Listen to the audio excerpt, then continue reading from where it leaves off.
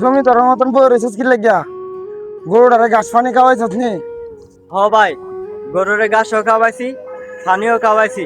বৃষ্টি নামবো, ঘাস কাটতে যে গল গরু রাখছস না, রাত্রে বৃষ্টি নামবো, গরুটারে খাওয়াবি কি? যা তাড়াতাড়ি যা, ঘাস কাটতে লইয়া। যাও ভাই, আমার অনেক খিদা লাগছে, আগে অল্প ভাত খেয়ে নেই। ভাত কি কোথাও যাইবো গা? ঘাস কাটতে আনিও তো ভাত খাইতে পারবি। অলরেডি ফিরি ফিরি বৃষ্টি পড়তেছে, চোখে দেওয়াস না?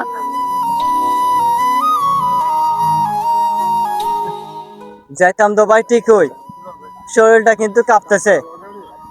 এর লাগা বিলের থেকে কেটটা নিয়ে আসতে পারবো না। হেললে দুইটা ভাত খাইতে চাইছিলাম। তাহলে এক কাজ কর, পাকঘরের মধ্যে ভাত রাখা আছে, লবণ দিয়ে তাড়াতাড়ি খায়া খেতে যা। তরকারি লাগে বই তাইস না। ঠিক আছে ভাই, যাচ্ছি আমি।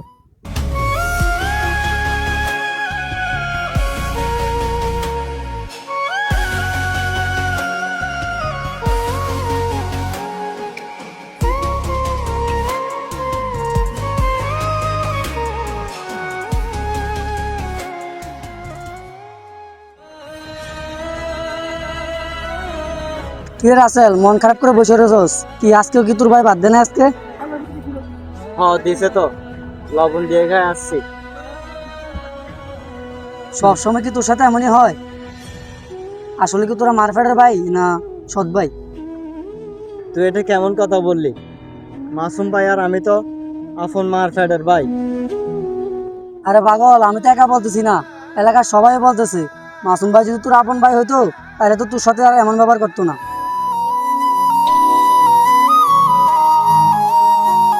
আরে বন্ধু, বুঝছ না?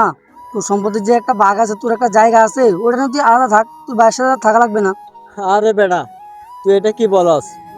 আমি কেন আমার বাড়ির থেকে জায়গা সম্পত্তি আলাদা করে দূরে চলে যাব?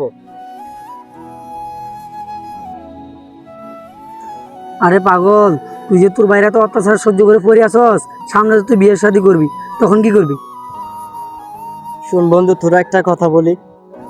আমি যখন অনেক ছোট ছিলাম, তখন আমার মা বাবা মারা গেছিল। তখন আমার কাছে সবচেয়ে আপন ছিল আমার বড় ভাই আর আমার ভাবি। যে মেয়ে আমার বড় ভাইকে আর আমার বড় ভাবিকে সম্মান করতে পারবে না, সেই নারীকে নিয়ে আমি কখনো সংসার করব না। কারণ আমার এই দুনিয়ার মধ্যে আমার বড় ভাই হচ্ছে আমার আপন। तूने मेरे जाना कभी नहीं जाना इश्क मेरा दर्द मेरा है तूने मेरे जाना। আরে মাসুম ভাই দাঁড়ান, আপনার সাথে আমার কিছু কথা আছে। কি কথা বলবা বলো? ভাই রাসেল তো আপনার ছোট ভাই, আপনি তো অনেক একসময় চলতেছেন, কিন্তু ওরা দিয়ে তো ভাই যত কুলিকা আছে, ঘাস কাটা দিচ্ছেন, এগুলো তো ঠিক না ভাই। আরে ভাই, এই দুনিয়া বাইরে দিচ্ছেন, কিন্তু উপরে যাইতে ওগুলো জবাব দেওয়া লাগবো। আপনার ছোট ভাইয়ের উপরে যত অত্যাচার করতেছেন, জুলুম করতেছেন। আচ্ছা তুমি কি হও রাসেলের? আমি রাসেলের বন্ধু। আচ্ছা ঠিক আছে, তুমি রাসেলের বন্ধু হয়ে আমাকে যে কথাটা বলছো, জি। ঠিক আছে, আমি এই কথাটা চিন্তা ভাবনা করে দেখবো। ঠিক আছে, রাসেলের কি করা যায়, সমস্যা নাই, এটা নিয়ে তোমাদের কোনো টেনশন করতে হবে না। ঠিক আছে, আমি এটা দেখবো, আমার ভাই তো, আমি এটা দেখবো আচ্ছা ঠিক আছে ভাই, আমরা রাসেলের বিষয়টা দেখবেন, ঠিক আছে? ইনশাল্লাহ। আচ্ছা ঠিক আছে।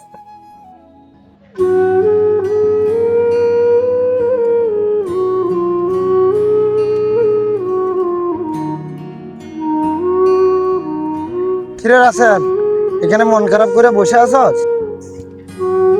না ভাই, আমি এখন গরুরে খাবার দিয়ে আইসা মাত্র একটুখানি বসছি ভাই, শরীরটা অনেক খারাপ লাগতেছে। আরে তুই আমার সাথে এইভাবে কান্দি কান্দি কথা বলতেছিস কেন? আমি না তোর ভাই? ভাই, আমার শরীরটা না অনেক খারাপ লাগতেছে, তাই একটু আগে এসে বসছি। চল তোরে এক্ষুনি ডাক্তারের বাড়ি নিয়ে যাবো, তোর শরীরটা যখন বেশি খারাপ। আরেকটা কথা, আজকের থেকে তুই কোনো কাজ করবি যে, তুই আমার ভাই, কোনো কষ্টের কাজ করলেও এটা আমার সাথে শেয়ার করবি, ঠিক আছে? আর তোরা রে কষ্টের কাজ কেন দেই?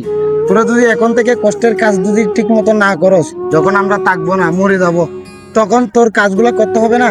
এই জন্য তোর এই কষ্টের কাজগুলো দিয়ে দিয়ে কি অভ্যস্ত করি। তুই কোনো মন খারাপ করিস না, তুই আমার ভাই না?